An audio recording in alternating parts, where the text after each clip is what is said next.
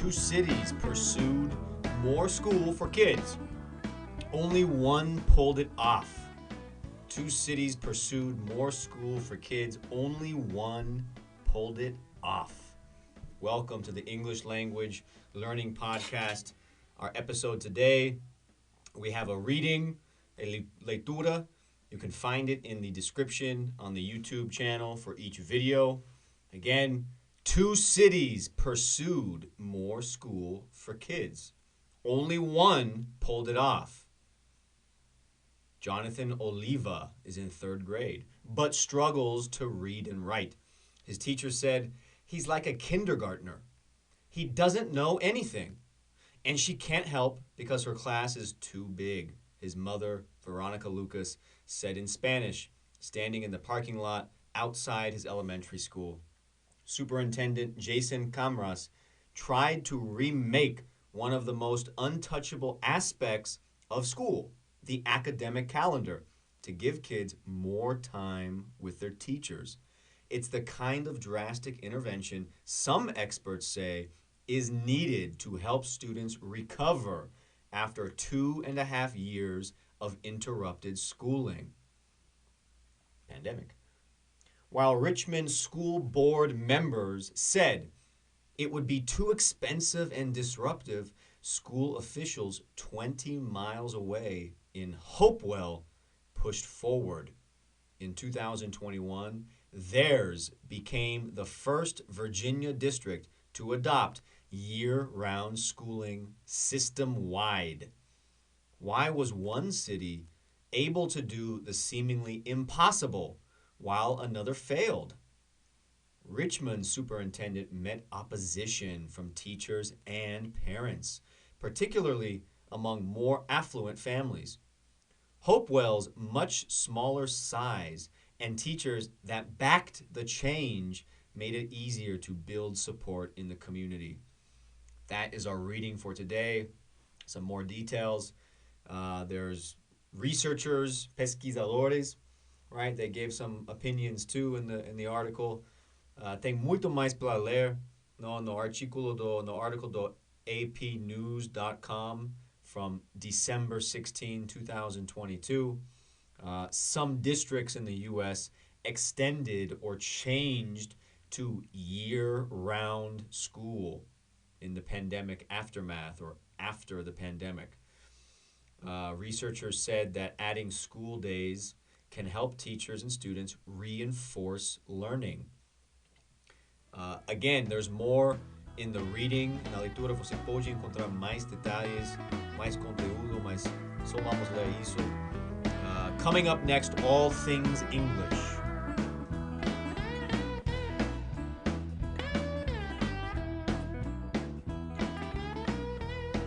Two cities pursued more school for kids. Only one pulled it off. Two cities pursued more school for kids. Only one pulled it off. That was the headline, the title of the news article. We read a short introduction. You can find the reading on the link and the link in the description for each YouTube video. All things English now. Two cities pursued. Pursued. Pursued is a verb in English that would mean, I believe, perseguir. Perseguir. To try and go in a direction, right? Two cities pursued more school for kids. Only one pulled it off. To pull something off is a phrasal verb. To pull something off is to conseguir fazer alguma coisa com sucesso. To do something, to be able to do something. When do we use this phrasal verb? Usually when something is difficult, when something is challenging, when something is not easy and improvável, right? Improbable. When, I don't know if they will be able to do it, if they will be able to pull it off.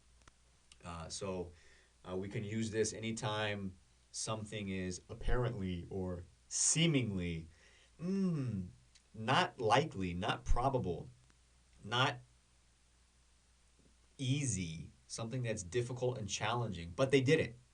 Or in the negativo, right? Eles não conseguiu fazer. They did not pull it off. They couldn't pull it off. To struggle. To struggle. Lutar. Jonathan Oliva is in third grade. That's primary school. But ele luta to read and write. He struggles to read and write. It's difficult. It's not easy. Tem dificuldade. Lutar para fazer algo. Spent online. Let me see if I can find this. Can't find it. Let's keep going. Untouchable. Untouchable. Intocável. This is the first sentence of the second paragraph. Superintendent Jason Comras tried to remake, refazer, one of the most untouchable aspects of school. The academic calendar. Untouchable, intocável, something that you can't change, something that you can't manipulate or make different or do differently. It's untouchable. Drastic. Drastic, a drastic intervention. This is the same paragraph. It's the kind of drastic intervention some experts say is needed after the pandemic. Drastic would be dramatic, big, not small, not specific to one place. No, drastic is big. It's about the degree. Drastic changes are big changes, substantial, fundamental changes, and changing the calendar, right? More days in school would be a drastic change. It's not common to change when people go to school. To push forward. To push forward. This is in the next paragraph. They're talking about, hey, they couldn't do it in Richmond. Parents were angry. School board members were thinking it's a bad idea, too expensive. It's a disruption. It's not gonna help students learn. It's actually gonna help. It's gonna make them not learn, or it's a disruption to the schedule of parents and school members. But in another place called Hopewell, that's the name of the town, pushed forward. The program pushed forward. To push forward is avançar. Avançar, to continue, to go forward in the direction of your objective. It's a phrasal verb, to push forward. Year-round. Year-round. This is in the same sentence. In Hopewell, they pushed forward. In 2021, theirs, a programa de Hopewell, theirs, o seu, or sua, né, a programa, a sua, became the first Virginia district to adoptar, year-round schooling, system-wide. Year-round means todo o ano todo, the whole year, meaning January through December, school, every month. No big vacations, no big breaks, sem muito descanso grande. System-wide. System-wide. I think this is two words. I use one word, but system-wide, W-I-D-E. We also have countrywide, citywide, statewide, region-wide, worldwide, WWW, World Wide Web. So when we use wide as a suffix at the end of a word, or maybe this is two words, it means por todo o sistema, por todo o estado, por todo o região, por todo a cidade, por todo o país, countrywide, citywide, region-wide. So system-wide means in the entire school system. In the United States, school districts in different states are different, but generally a school system means a region. A region. It's a geographical term, the school system. Seemingly, aparentemente, apparently, it's apparently or seemingly impossible. Why was one, and this is actually before, oh, this is after system wide. Why was one city able to do the seemingly impossible while another failed? Seemingly, why was one city able to do the aparentemente impossível enquanto outro falhou? Seemingly, aparentemente. To meet opposition. The next paragraph, first sentence. Richmond's superintendent, the leader of the school system, met opposition from teachers and parents. To meet opposition is enfrentar oposição. Enfrentar oposição. To meet, to face people who are opposing you. To back something. Teachers that backed the change to support. This is in the same paragraph, the next sentence. Hopewell, again, the other town, the other system. Hopewell's much smaller size and teachers that backed the change made it easier to build support in the community. To back something is suportar. Suportar. To support.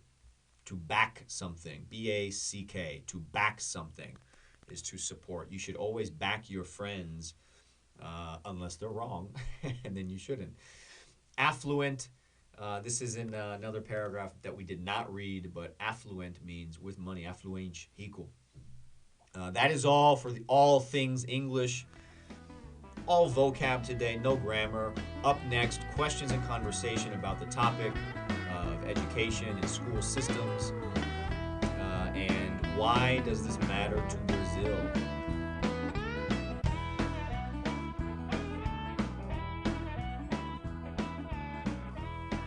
Two cities pursued more school for kids. Only one pulled it off. That was the headline. We talked about to pull something off. Only one school system pulled off a new program. What does that mean? It means to conseguir fazer algo. One school system was able to manage to do a new program of more school because of the aftermath of the pandemic, right? The strange, abnormal schooling online, some no schooling at all, and certainly some doing school online but not having the resources, os recursos para fazer com sucesso aulas online, virtuais, né? Porque algumas regiões e bairros não têm esse privilégio. Continuing now, we did the vocab, we did all things English. We will now have questions and conversation. What is public education like in your neighborhood? What is public education like in your neighborhood? In my neighborhood, public education, I believe, is pretty good. The neighborhood I live in is privileged and more affluent. It certainly has areas that are less affluent with more problems. The public school system here is actually free, right? It's public actually, but it's difficult. It's difficult to matricular. It's difficult to get your child. I have a 3-year-old daughter. She goes to a private school because of the English, right? So that's another detail. Public education here doesn't serve me in that sense. I need my daughter to speak English to her family, and a public school system has no option for that. But that's privilege, right? That's what that is. That is exactly the nature of privilege. But I would put her in the public school because it's very close, and she has a cousin who goes to the public school, and it seems great. In my neighborhoods in California, public school for a 3-year-old, we don't have it. I don't remember that in the U.S. Preschool is what we would call it. Kindergarten, you get public school, which I believe starts at 5 years old. My daughter is 3. Where I'm from in the U.S., San Jose, California, yeah, I don't think that anywhere in the United States school that there is public school for 3-year-olds. But high schools, I've seen a colegio in my neighborhood. It does seem decent, but I have no idea, right? I did not grow up here. No cresci nesse bairro, nesse país. So what is the public education like in your neighborhood? Como é a educação pública no seu bairro? Did you go to a public school in your lifetime? In any moment in your life, did you attend, did you go to a public school? Se você atendeu uma escola pública na sua vida. A vida? Sua vida, yeah. I did not. I went to a private, evangelical, times 1,000 school from kindergarten to 18 years old. Excuse me. I had friends in public schools from sports and from the neighborhood. So they lived in the same neighborhood usually, and so their success or failure, maybe it's not, the school is not so relevant. They have resources. They lived in good neighborhoods. They had parents with money, and so whatever happened after school, or not just after school days, like when you get home from school, what happened after school, when they finished school, they had more privilege. But did I go to a public school? No. Did you? If you had a magic wand,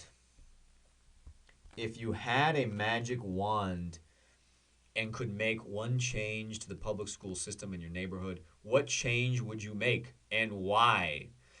Se você tivesse uma varinha e você poderia fazer uma mudança no sistema de escola pública no seu bairro, qual mudança você faria e por quê? If you could do some magic trick, if you had a magic wand, uma varinha, magic wand, and you could make one change.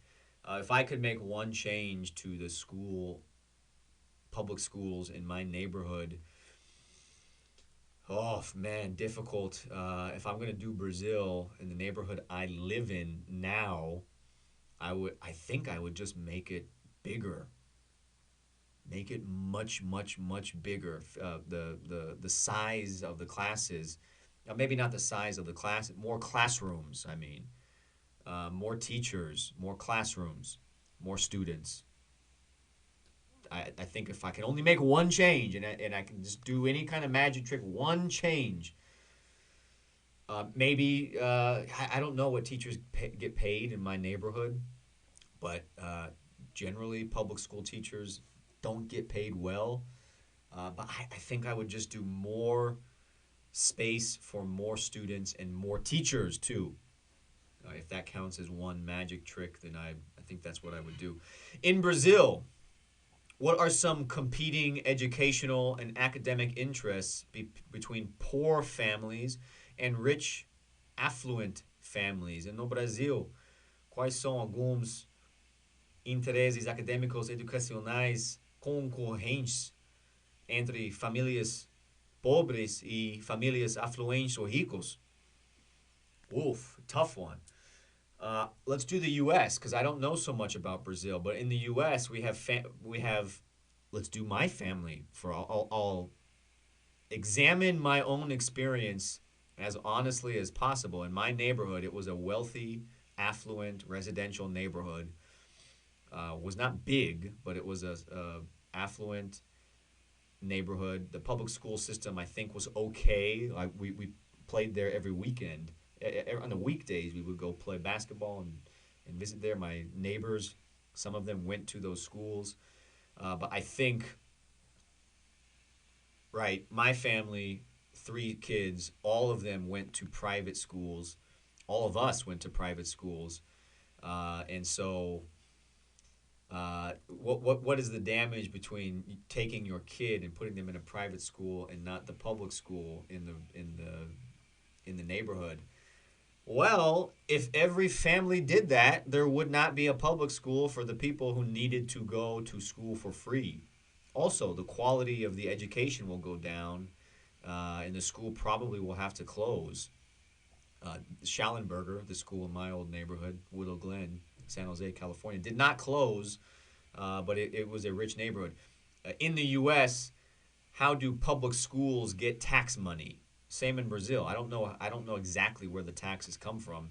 For example, maybe you buy something in a store in Brazil, and they têm imposto e parte desse imposto do o que você está comprando no mercado ou na loja está dado no sistema de escola, né? In the United States, in California, it's different. Or maybe it's the same here. I don't know. In California, it's the property value, os valores da propriedade no bairro, no distrito, no região, no sistema das escolas, né? So, Beverly Hills, California, Los Angeles, movie stars, public school, great. If you've watched, Jesus, it's not. It's Always Sunny, Fresh Prince of Bel Air, Will Smith, Bel Air Academy. There was a public school and a private school in that movie, I think, and the public school was not bad.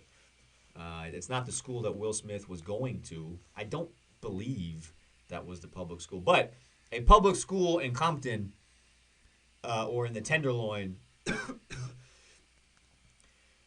is going to be very different than a public school in Bel Air or Beverly Hills or Malibu or even Santa Monica, right? Or a great example would be Venice in Santa Monica. Venice High School might be completely different than Santa Monica High School, even though they're very close. They're in different districts that have different properties, that have different values, which means different amounts of tax money for the school and for the teachers and for the materials and for the facilities and for the sports teams and for the music programs and for the library and for the computers, for the internet. All of that stuff comes from money, that comes from taxes, that comes from people's houses and their property values. So this is part of the system of privilege and disadvantage, right? When the school is when the quality of the school is dependent on factors that have been affected by generations of disparity, and abuse of power and racism.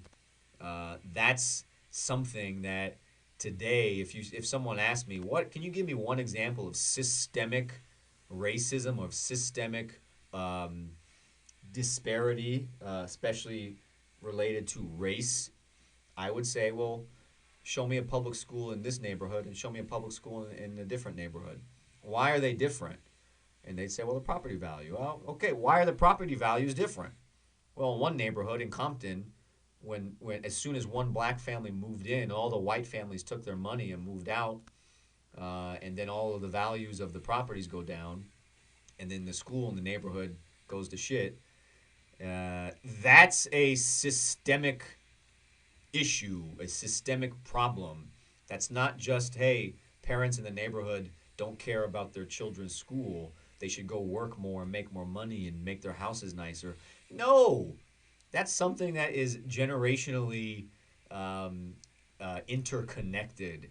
That a neighborhood in Willow Glen in San Jose, California, might have a nice school, might have teachers paid better, might have a better library, better music program than a school in East San Jose, in Andrew Hill, for example, might be completely different experience in the same city. So that's one of the areas where the academic and educational interests are different between poor and rich families. Also, poor families in the United States, there's a lot of Latino families. For poor families and families that have Latino histories, language is important. Learning English is important. That's different for families who are in richer neighborhoods, affluent neighborhoods, who probably aren't first-generation immigrants, who probably have parents who were born in the country and speak English at home. So What about here in Brazil? What about in your neighborhood, in your state, in your region? What are some competing educational and academic interests between poor families and rich and affluent families? Finally, why do I think this matters to Brazil? It probably doesn't, because this is a very specific regional topic to the US. But early education, educação dos jovens, is a common struggle and problem for Brazil and the United States. Surprisingly, yes, that's a big problem in the United States. How do you think Trump and Bolsonaro were born? These are two of the same heads of the same hydra, and the body, the heart and soul of the hydra monster is young people not having any good education. All of the other problems come from that. Most of our problems would just go away. I'm talking about normal people, would just go away if all of us had decent education from 3 years old until 18 years old. But we certainly do not. It's very different. So, especially considering the pandemic effects, especialmente considerando os efeitos da pandemia, uneducated and idle youth turned to uneducated, hungry, frustrated, active adults who have little hope and direction. We should all be trying to break these cycles of despair, to melhorar, to improve the experience of democracy collectively. And I will end on that. Thank you for listening to the English Language Learning Podcast. Sorry about the sound. There's some intense power cleaning outside. Inscreve, subscribe, leave a like, a dislike, a comment, anything.